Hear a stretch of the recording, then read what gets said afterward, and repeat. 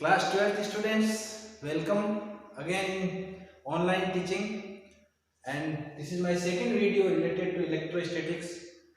So we have studied about charges and their properties in the first video, and now we are handling some small and very important topics. These are gold-leaf experiment, conductors and insulators, earthing and charging by induction. I think you have already subscribed my channel. If you have not subscribed, please subscribe and share to needy and required students and your friends also. So please now see the full video को पूरा देखें और साथ ही जो कुछ भी हम पढ़ा रहे हैं, जो कोशिश कर रहे हैं, उसके अंदर आप भी अपना कंट्रीब्यूशन दें और जितना सीखेंगे उतना अच्छा है। शुरुआत करते हैं गोल्ड लीफ एक्सपेरिमेंट। कॉपी और पेन आपके पास है और जो गोल्ड लीफ एक्सपेरिमेंट है, नाम से जैसा लग रहा है कि गोल्ड से रिलेटेड है। जो ये गोल्ड लीफ एक्सपेरिमेंट साइंटिस्ट ने किया था, उन्होंने क्या किया कि एक इस तरह का बॉक्स बनाया जो कि ग्लास से बना हुआ था पूरी तरह। ये इस तरह का एक बॉक्स बना लिया, उसके अंदर यहाँ पर एक मेटल की इस तरह की एक रॉड यहाँ पर छोटी सी डाली, जिसके ऊपर यहाँ पर ऐसी नॉब बनी हुई थी। यहाँ पर इसको रबड़ का कोर किया, जो पैकिंग आइटम होता है उसे पैक कर दिया। यहाँ इन्होंने क्या किया कि यहाँ पर दो गोल्ड की लीफ लगाई,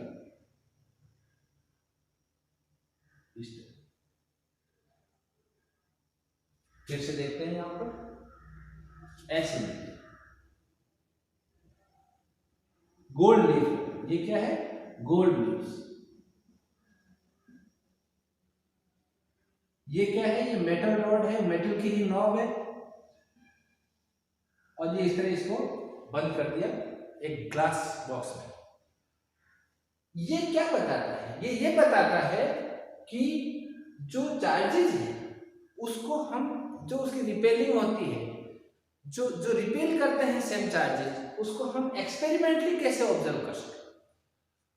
अब इसके बाद उन्होंने क्या किया कि इसके ऊपर लाकर एक ऑलरेडी इलेक्ट्रिफाइड रॉड, जिसके अंदर इलेक्ट्रिफाइड का मतलब प्लस या माइनस चार्जेस थे, वो इसके लाके कांटेक्ट में लाए। जैसे ही वो इसके कांटेक्ट में आएंगे, क्या होगा? ये भी चार्ज होगा। ये जो इसके चार्जेस हैं वो इसके अंदर आ जाएंगे। इसके अंदर आते हैं ये भी, जैसे मान लो पॉजिटिव चार्ज है, इसमें भी पॉजिटिव चार्ज आ जाएंगे। पॉजिटिव चार्ज यहां से कहां ट्रांसफर होंगे? इन लीव्स में। अब बताओ, सेम चार्जेस होंगे तो क्या होगा? सेम चार्जेस होगा तो क्या होगा? रिपेल होंगे। अरे भाई प्लस प्लस है ना, तो रिपेल करेगा। तो जो लीफ ऐसे थी वो ऐसे रिपेल करेगी। कितनी रिपेल करेगी? It depends on the amount of charge, यानी यार कितना ये फैलेगी। ये किस पे डिपेंड करता है? चार्ज कितना है, चार्ज पे डिपेंड करेगी। चार्ज कितना है, ज्यादा चार्ज आएगा तो ज्यादा रिपेल करेगी। ज्यादा रिपेल क्यों करेगी? इसके बारे में हम नेक्स्ट टॉपिक पढ़ेंगे, जो हम कूलॉम्स लॉ पढ़ेंगे। अभी हम क्या देख रहे हैं कि ये रिपेल कर रही है, क्योंकि दोनों में एक जैसे चार्जेस यहाँ पर आए हैं, और जब एक जैसे चार्ज आए तो क्या होगा? एक दूसरे को रिपेल करेंगे। इसी को ऑब्जर्व किया था गोल्ड लीफ एक्सपेरिमेंट। गोल्ड क्यों लिया? गोल्ड इसलिए लिया कि इसको जितना पतला किया जाए, केमिस्ट्री में पढ़ेंगे आप, बहुत ज्यादा पतला किया जा सकता है। तो एकदम हल्का, जिसके अंदर अपने जो मास और वेट का जो इफेक्ट था वो यहाँ पर नलिफाइंग हो गया, उसका असर नहीं आया। इसलिए बिल्कुल पतली, यहाँ पर दो पतली। क्या हम घर पे भी बना सकते हैं? हाँ, घर पे बना दो, क्या दिक्कत है? गोल्ड होना चाहिए। क्यों? गोल्ड होना चाहिए ना। अरे भाई गोल्ड कहां से लाएंगे सर? गोल्ड कहां से लाएंगे? आप तो फिजिक्स पढ़ा रहे हो और गोल्ड की डिमांड देखो कैसे बना सकते। एक कांच की बोतल है, राइट? इसके अंदर यहां पर एक रबड़ जो कॉर्क होता है, देखा होगा आपने, जो कॉर्क ढक्कन, उसके अंदर एल्यूमिनियम की एक रॉड डाल दें। किसकी रॉड डाल दें? एल्यूमिनियम, क्योंकि एल्यूमिनियम इजीली अवेलेबल है। और उसी की दो पतली पतली स्ट्रिप यहां पर लगा। अगर हम यहाँ पर ऐसा करेंगे, पतली एल्यूमिनियम की ही एकदम से पतली सी जो दो छोटी छोटी स्ट्रिप्स है, मान लो 3-3 सेंटीमीटर की, ज्यादा लंबी नहीं, 3 सेंटीमीटर इधर, 3 की इधर, एक ही उसको ऐसे फोल्ड करके यूं लगा देंगे, ऐसे ऐसे इसके ऊपर, ऐसा है ना, ऐसा इसके ऊपर यूं ऐसे, एक इधर एक को लगा लिया, ये एल्यूमिनियम की रोड। अब सेम एक्सपेरिमेंट आप कर सकते हो, अगर आपको ऑब्जर्व करना चाहते हैं तो यहाँ पर इलेक्ट्रीफाइड कोई भी एलिमेंट लाकर इसको यहाँ पे चार्ज दिया तो ये भी इसके, ठीक है। ये हो गया आपका होममेड इलेक्ट्रोस्कोप, जहां पर हम इस चीज को ऑब्जर्व करते हैं, उस एपरेटस को क्या बोलते हैं? इलेक्ट्रोस्कोप। ये तो आपका गोल्ड लीफ इलेक्ट्रोस्कोप हो गया, और ये बिना गोल्ड वाला गरीब लोग, ये तो गोल्ड वाला, ये गरीब लोग, ये होममेड इलेक्ट्रोस्कोप। और गरीब हैं तो अपन क्या कर सकते हैं, एक कागज ले लो, कागज की एक सीधी ऐसी स्ट्रिप लंबी सी ले ली, ऐसी, इसको यहां से फोल्ड कर लो, समझ में आ रहा है? ऐसे तो नहीं, इसको ऐसे फोल्ड करो, फोल्ड करके ऊपर प्रेस लगाओ, प्रेस लगा के जब छोड़ोगे तो वो एक दूसरे से दूर जाएगी। ऐसा क्यों? ऐसा इसलिए कि जब हम उसको आयरन करेंगे, उसके ऊपर जो प्रेस चलाएंगे, इलेक्ट्रिक प्रेस जो होती है वो चलाएंगे, तो दोनों उसके ऊपर सेम चार्जेस पूरे के ऊपर डिस्ट्रीब्यूट हो जाएंगे, और जैसे ही हम उसको छोड़ेंगे वो दोनों चार्जेस क्या करेंगे? रिपेल करेंगे। तो ये आपका सबसे सस्ता इलेक्ट्रोस्कोप। तो मेरे हिसाब से समझ में आ गया होगा, ज्यादा हम बात नहीं करेंगे फालतू की, केवल पढ़ाई की बात करेंगे। गोल्ड लीफ एक्सपेरिमेंट कंप्लीट हो गया आपका, समझ में आना चाहिए किस तरह वर्क करता है। क्या चीजें देखी हमने? एक तो जब चार्जेस आएंगे, सेम चार्जेस आएंगे तो रिपेल होगा, दूसरा कितना रिपेल होगा, it depends on the amount of charge, amount of charge. ये दो चीजें इसके अंदर इंपॉर्टेंट है जिसको आपने ऑब्जर्व किया। अब आते हैं हम कंडक्टर्स और इंसुलेटर।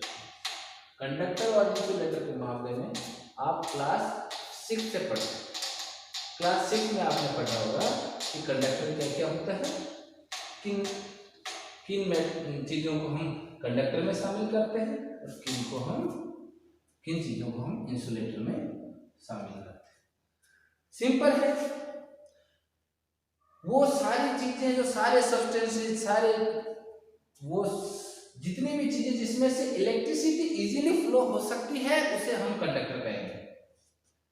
इसका मतलब ये होगा उस कंडक्टर जो होगा वो क्या होगा, किसे बोलेंगे हम? The substances which allow charge flow easily का मतलब विदाउट मच रेजिस्टेंस, ज्यादा रेजिस्टेंस नहीं होना चाहिए।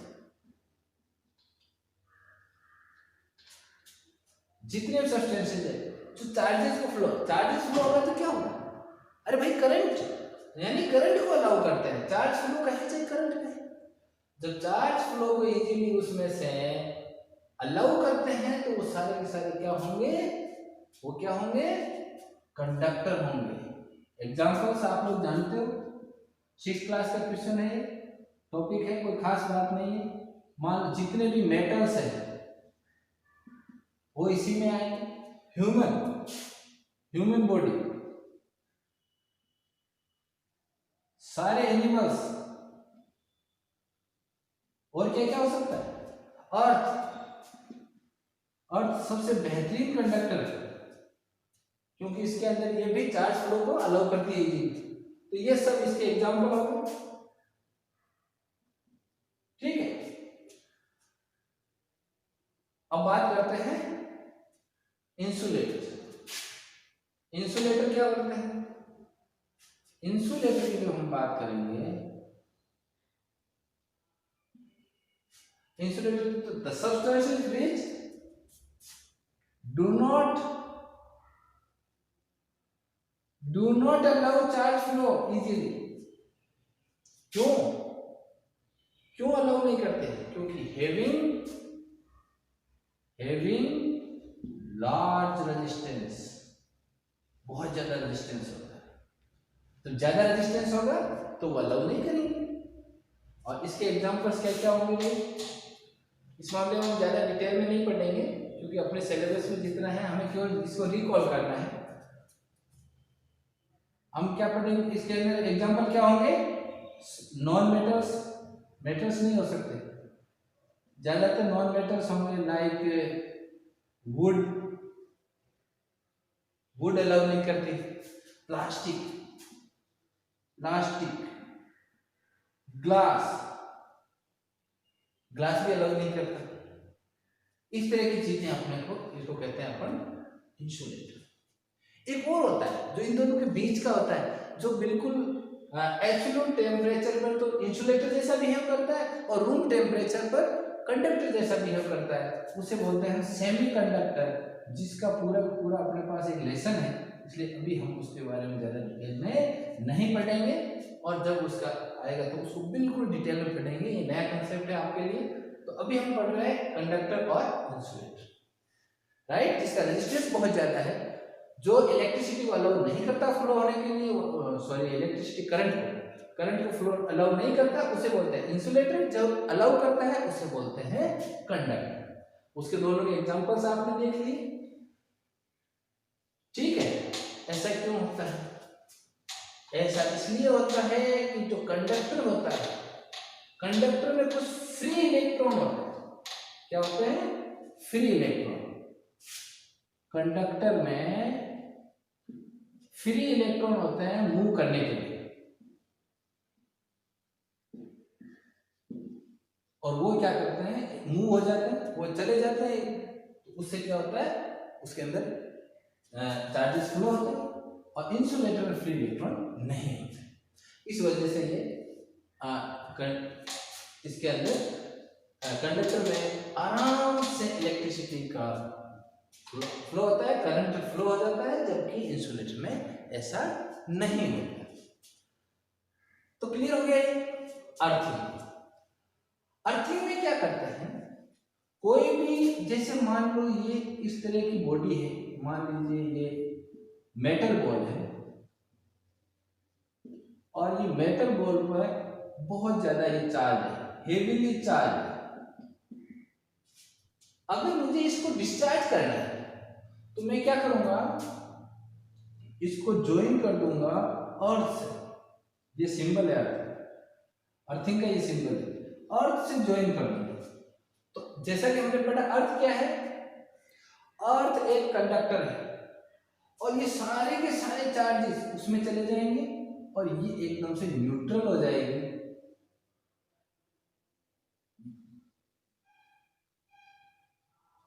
ये न्यूट्रल हो जाएगी जो चार्ज बॉडी है। आप लोगों ने देखा होगा, क्लास 10th में पढ़ा भी है कि अर्थिंग, जितने भी मेटेलिक बॉडीज हैं, जैसे फ्रिज में एक वायर एक्स्ट्रा देते हैं जो अर्थिंग का, वो इसलिए होता है उसकी बॉडी में अगर मान लो करंट चला जाए तो वो उस वायर से होता हुआ अर्थ में चला जाए और वो जो एक्स्ट्रा चार्ज वहां पर बॉडी में, जो मेटेलिक बॉडी होती है उसमें नहीं होना चाहिए, उसको हम डिस्चार्ज कर सकें। और यही कंसेप्ट हम किसी भी जो मेटल्स हैं या कोई ऐसी चीज है जिसको हम चार्ज करना चाहते हैं, एक विशेष चार्ज, इस जो फिनोमेना को हम उसके लिए भी काम में लेते हैं। कैसे लेते हैं ये हम अभी पढ़ेंगे, जब हम चार्ज करेंगे, इंडक्शन से पढ़ेंगे, तो हम उसके अंदर देखेंगे कि किस तरह अर्थिंग को चार्ज के लिए काम में लिया जाता है। अभी हम बात कर रहे हैं अर्थिंग किस काम में आती है? किसी भी बॉडी को डिस्चार्ज करने के लिए, और इसी कंसेप्ट को हम यूज करते हैं चार्ज करने के लिए। तो आप देखोगे कि दो उल्टी बात कैसे आ रही है, चार्ज करने के लिए, डिस्चार्ज करने के लिए। मेन इसका कंसेप्ट क्या है कि यहाँ से चार्जेस अर्थ में चले जाते हैं, जो भी अपन वायर देते हैं उसके थ्रू और इस वजह से वो बॉडी है वो डिस्चार्ज हो जाती है। कैसे चार्ज में काम में लेते हैं देखो, क्या करेंगे उसमें हल्का फुल्का बता देता हूं आपको। जैसे मान लो ये बॉडी है, इसके ये तो न्यूट्रल है, मान लीजिए यहां पर कोई ऐसी चीज आई जो कि हेवीली इलेक्ट्रीफाइड मतलब चार्ज, तो इसके अंदर जितने भी मेटल बॉल होने चाहिए, नहीं तो क्या होगा, नहीं तो ये यहाँ पर मूवमेंट अलाउ ही नहीं करेगा। तो मूवमेंट अलाउ नहीं करेगा फिर मतलब कहाँ रहेंगे। जब ये जो आप चीज लेके इसके पास लेके आए तो इसमें जितने भी चार्ज है वो क्या होगा, ये प्लस क्या करेगा, जितने भी माइनस चार्ज है उनको अपनी तरफ अट्रैक्ट करेगा।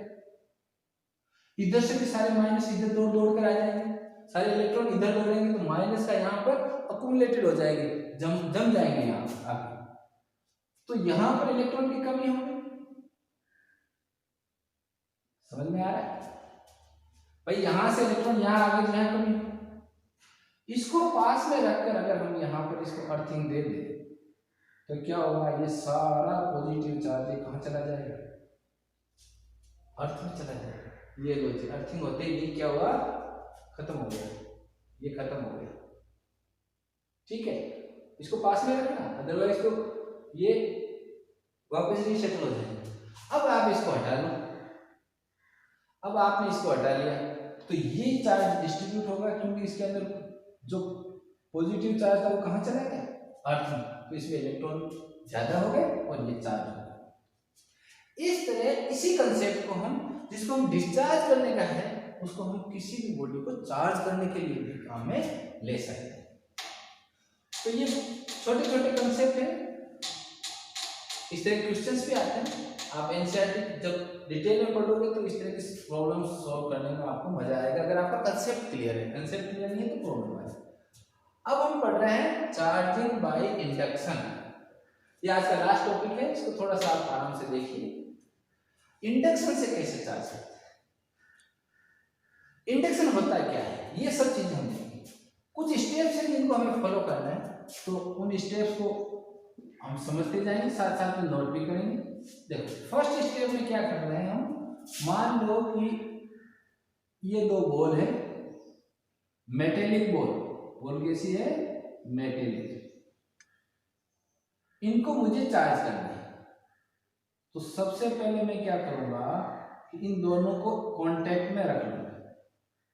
कहाँ रख लूंगा, कांटेक्ट, ये इसका नाम ए है, इसका नाम बी है, और इन दोनों को मुझे, इस मेटेलिक बॉल्स को, मेटेलिक बॉल्स जो है इनको मुझे चार्ज करना है। क्या करना है, चार्ज करना है। ये भी न्यूट्रल है, दोनों न्यूट्रल है, इसको चार्ज करने के लिए हमें कुछ ना कुछ करना पड़ेगा। तो दोनों को कहाँ रखा है मैंने, कांटेक्ट में। फर्स्ट स्टेप क्या है, put both the metallic balls in contact, right, ये फर्स्ट स्टेप हो गया। सेकेंड स्टेप में क्या करेंगे, इसके पास में जो फर्स्ट है, इसके पास में कोई इलेक्ट्रीफाइड यानी हेवी चार्ज कोई भी चीज ऐसी लाएंगे, टच नहीं करेंगे। कोई सा भी ले लो, मान लो मैंने पॉजिटिव चार्ज लिया, माइनस भी ले सकते, चार्ज होना चाहिए। और इसको ले आए हम इस ए के पास, किसके पास में लाए हैं, ए के। ये सेकंड स्टेप है, दोनों टच में रखी हुई है। इतना सुंदर ड्राइंग नहीं है मेरी, मैं जानता हूं आपकी ज्यादा बढ़िया है, तो आप सुंदर बनाएंगे। ये जो पॉजिटिव है तो यहाँ पर क्या आ जाएगा, यहाँ से भी जो इलेक्ट्रॉन है वो भी दौड़ेंगे, टच में ना, तो यहाँ से भी दौड़ेंगे, यहाँ से भी दौड़ेंगे, तो यहाँ पर तो इकट्ठे हो जाएंगे नेगेटिव चार्जेस, क्योंकि यहाँ पॉजिटिव है तो नेगेटिव हो जाएंगे, और यहाँ क्या हो जाएंगे, पॉजिटिव। समझ में आ रहा है, सारे नेगेटिव इधर दौड़ेंगे, क्योंकि ये पॉजिटिव है, ये अट्रैक्ट करेगा उनको।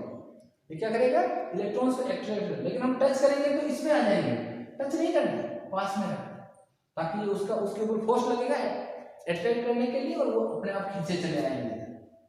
हो गया, सिंपल। क्या किया हमने, ब्रिंग, सिंपल स्टेप्स है, आप आराम से लिख, ये एग्जाम में लिखोगे बहुत अच्छा लगेगा। ब्रिंग चार्ज बॉडी नियर ए के पास में हम एक चार्ज बॉडी लिया है, ठीक है। नेगेटिव चार्जेस accumulated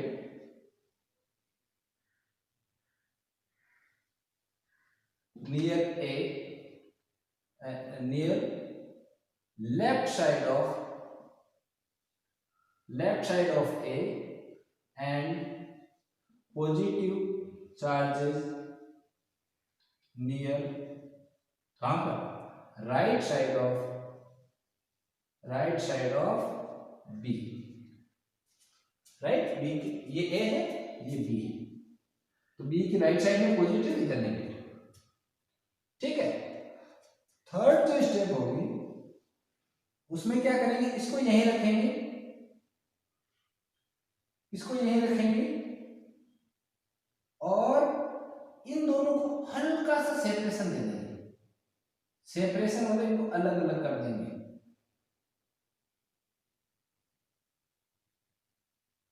ये लो जी, मैंने एक हल्का सा सेपरेशन दे दिया, थोड़ी सी इनके बीच में दूरी बढ़ा दी, जो कांटेक्ट में थे ना वो कांटेक्ट खत्म कर दिया।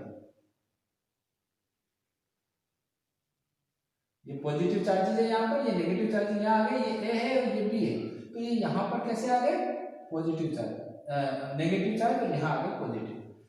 क्या हम इसको हटा सकते हैं? अगर हम इसको पहले हटा लेते तो ये वापस रिडिस्ट्रीब्यूट हो जाते, वापस न्यूट्रल हो जाते।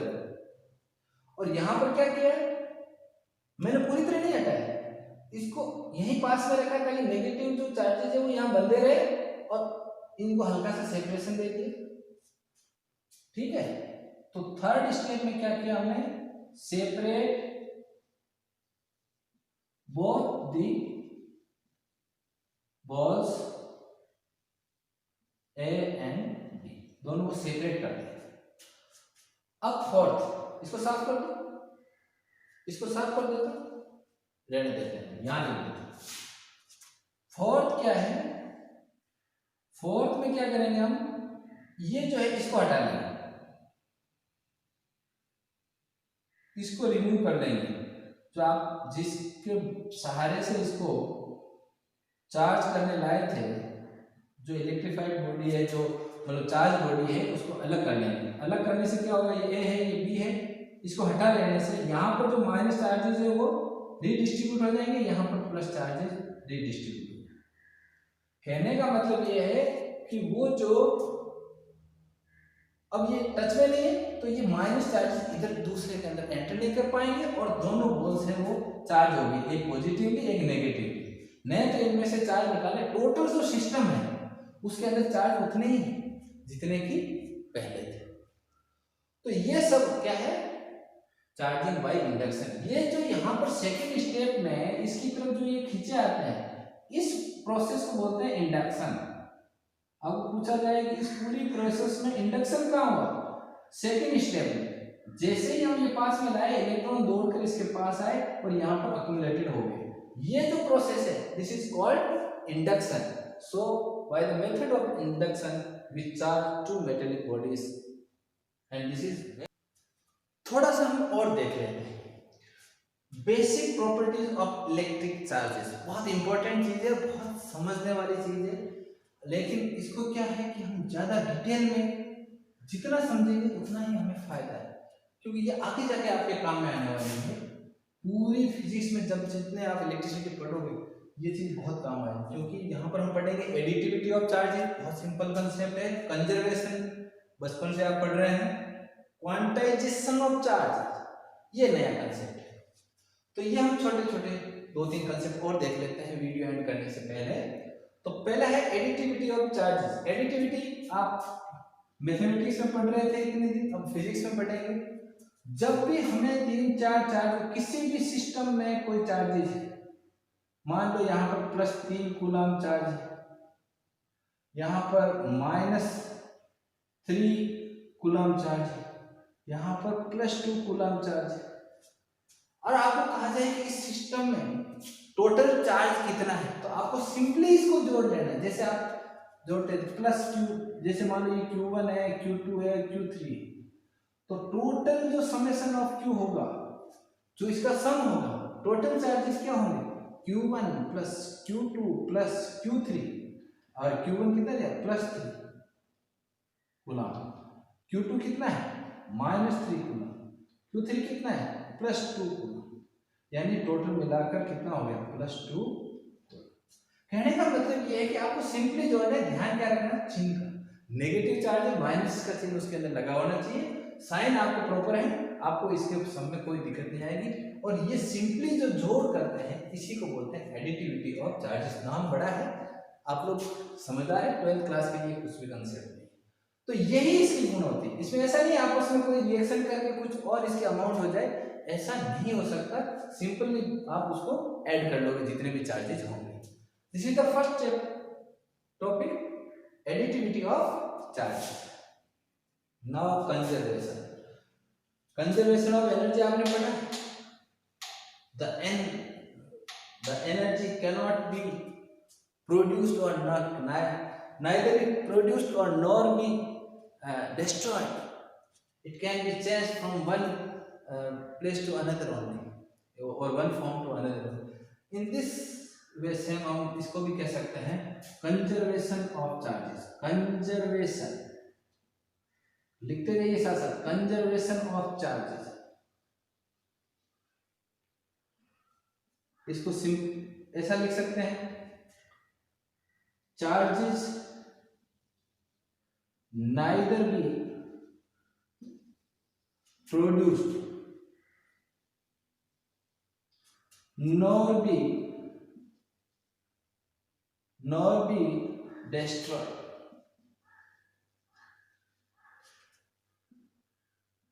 It can be transferred from one body to another. और अब अपने इसको ऐसे वन बॉडी टू लिखने के बजाय ऐसे लिखें कि वन प्लेस टू अनदर, क्योंकि एक ही बॉडी के अंदर भी तो मूवमेंट हो सकता है चार्जेस, एक प्लेस से दूसरी प्लेस पे भेजा सकता है, न तो इसको पैदा कर सकते हैं न इसको खत्म कर सकते हैं। ये कंजर्वेशन की सिंपल जो डेफिनेशन हम पढ़ रहे हैं, और इसको साइंटिफिक लिखना चाहें या दूसरे तरीके से लिखना चाहें तो क्या लिख सकते हैं, in an isolated system, in an isolated system, not body, this is system. In an isolated system, the total sum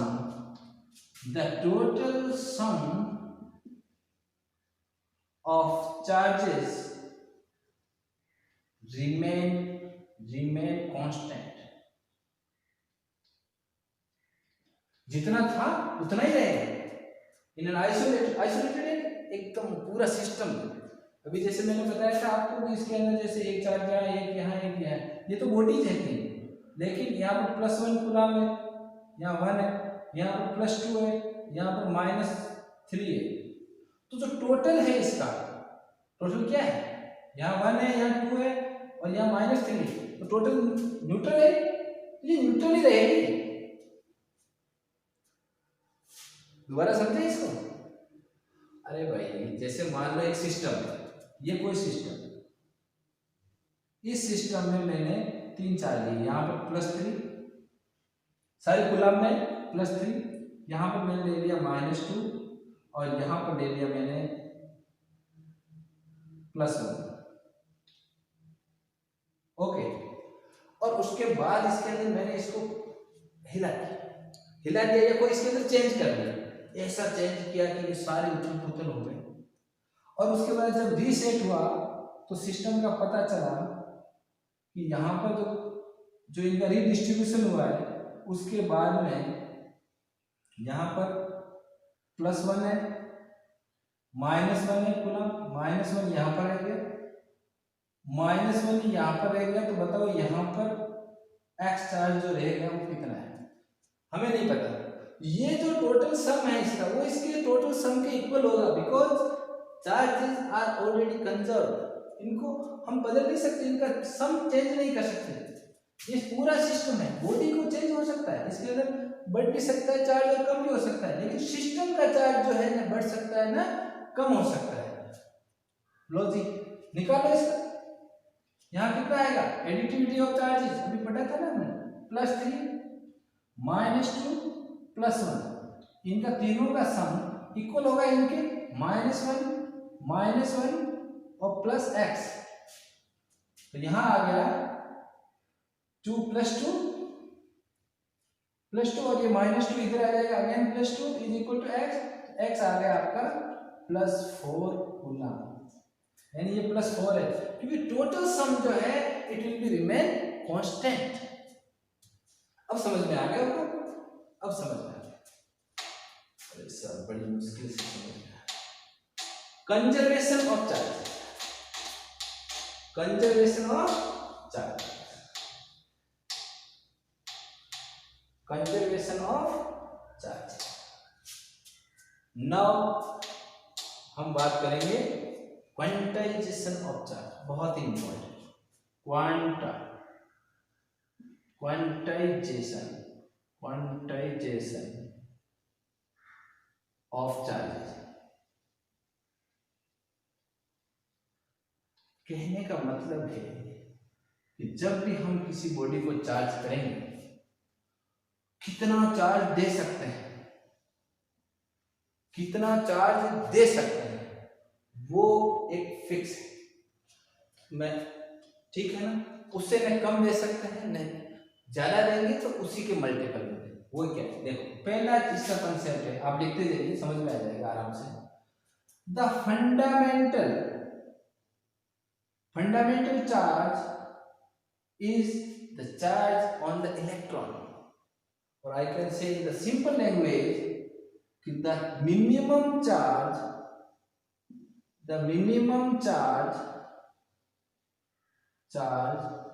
which can be given to a body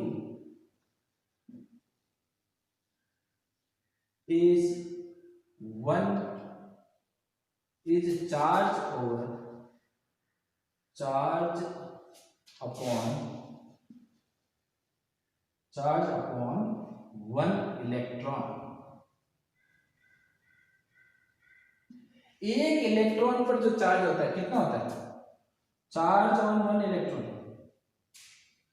charge on 1 electron कितना है, 1.6 × 10⁻⁻19 कूलम। ये charge है जो कि हम electron पे देखते हैं। तो ये जो इलेक्ट्रॉन का चार्ज है, इससे कम न तो हम दे सकते हैं, इसे ज्यादा दे सकते हैं, लेकिन इससे कम नहीं दे सकते। ऐसा नहीं कि आधा इलेक्ट्रॉन का चार्ज दे दे, ऐसा नहीं हो सकता। तो आप इलेक्ट्रॉन का चार्ज आप दे सकते हैं मिनिमम। अब देखो, इसे बोलते हैं फंडामेंटल चार्ज। कैसा चार्ज, फंडामेंटल चार्ज। ये फंडामेंटल चार्ज है भाई। फंडामेंटल चार्ज क्या हो गया, चार्ज ऑन 1 इलेक्ट्रॉन, इससे कम नहीं दे सकते भाई, ठीक है। दूसरा कंसेप्ट क्या है इसका, क्वांटाइजेशन का, charge given will be the integral multiple,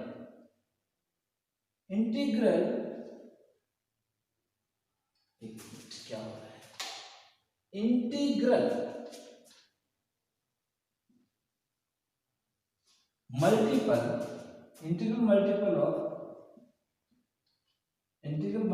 of 1 electron. 1 electron मतलब इतना, जो एक इलेक्ट्रॉन का चार्ज है इसका इंटीग्रल मल्टीपल होगा। इंटीग्रल का मतलब हुआ या तो 1, उसको 1 इलेक्ट्रॉन दे सकते हैं, इतना चार्ज दे सकते हैं, या ऐसा दे सकते हैं, या प्लस, ये मान लो प्लस है तो -2 इलेक्ट्रॉन चार्ज भी दे सकते हैं, -1 भी दे सकते हैं, -2 इलेक्ट्रॉन भी दे सकते हैं, ऐसे चलता जाएगा। तो कहने का मतलब है कि ±n e इलेक्ट्रॉन इतना चार्ज मैं किसी को भी दे सकता हूं, लेकिन ऐसा नहीं हो सकता 1.5 इलेक्ट्रॉन को तोड़कर उसका चार्ज नहीं दिया जा सकता। समझ रहे? या तो +1 देंगे या -1 देंगे या +2 देंगे -2, बीच में कुछ नहीं, ऐसे नहीं हो सकता 1.5 इलेक्ट्रॉन चार्ज दे दिया, एक ट्रांसफर कर दिया, नो नो नेवर, ऐसा नहीं हो सकता। तो चार्ज जो गिवन होगा वो क्या होगा, इंटीग्रल मल्टीपल होगा इसका। तो ये दो कंसेप्ट किस चीज को डिफाइन करते हैं, क्वांटाइजेशन ऑफ चार्जेस, ये इसको डिफाइन करते हैं। समझ में आ गया होगा कि क्वांटाइजेशन। अब देखो बहुत कुछ पढ़ लिया है, बहुत अच्छा हमने पढ़ लिया है सारा। एक अब आप देखो कि कितना चार्ज हम कैसे ट्रांसफर कर सकते हैं। एक इलेक्ट्रॉन पे हमने देखा कि चार्ज कितना होता है, charge on 1 electron is equal to 1.6 into 10⁻⁻19 coulomb. तो एक कूलम में कितने इलेक्ट्रॉन हो जाएंगे भाई, नंबर ऑफ इलेक्ट्रॉन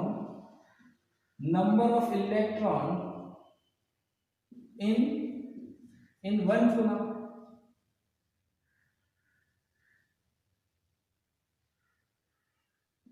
कूलम की स्पेलिंग का ध्यान रखना, कई लोगों की नौकरी चली गई, COULOMB, ठीक है, मिलते मिलते रहेगी मतलब। तो number of electron in 1 coulomb कैसे निकालेंगे, इसको 1/, में कर दे। एक इलेक्ट्रॉन पे चार्ज होता है 1.6 इंटू 10⁻⁻19, तो ये हो जाएगा 1/1.6 इंटू 10⁻⁻19 डिवाइड करेंगे, ये ऊपर हो गया प्लस का 19, एक हटा लो, ठीक है ना, एक इसको हटाएंगे तो यहाँ 10 आ गया अपॉन 16, एक इसमें से कम किया तो ये 100 इंटू 10⁻18 डिवाइड करेंगे तो 96, यानी ऑलमोस्ट ऑन और अबाउट 6 इंटू 10⁻18 इलेक्ट्रॉन होते हैं, जब इकट्ठे होते हैं तब जाकर बनता है एक कूलम। और भी अच्छे अच्छे कंसेप्ट हम देखेंगे अगले वीडियो में। हम देखेंगे कि कूलम्स लॉ क्या है, और कूलम्स लॉ से अपने न्यूमेरिकल भी शुरू हो जाएंगे। तो आप लोग इस वीडियो को पूरा देख रहे हैं, ये बहुत अच्छी बात है बेटा। ऑनलाइन टीचिंग का सबसे जो इम्पोर्टेंट एस्पेक्ट है कि जो बच्चे हैं वो एकदम ऑनेस्ट होने चाहिए कि हाँ वो बिल्कुल सिंसियरली इसको पूरा देख रहे हैं। मैं बहुत ज़्यादा नहीं बता रहा, फिर सबसे पहले NCERT करेंगे, न्यूमेरिकल्स आप साथ साथ करते रहिए। जिसमें भी दिक्कत आती है आप मुझे कमेंट बॉक्स में बता सकते हैं, मैं आपको कोशिश करूँगा कि ज़्यादा से ज़्यादा हेल्प हो। नया वीडियो लेकर हम जल्दी मिलेंगे जिसका नाम है कूलम्स लॉ। Thank you.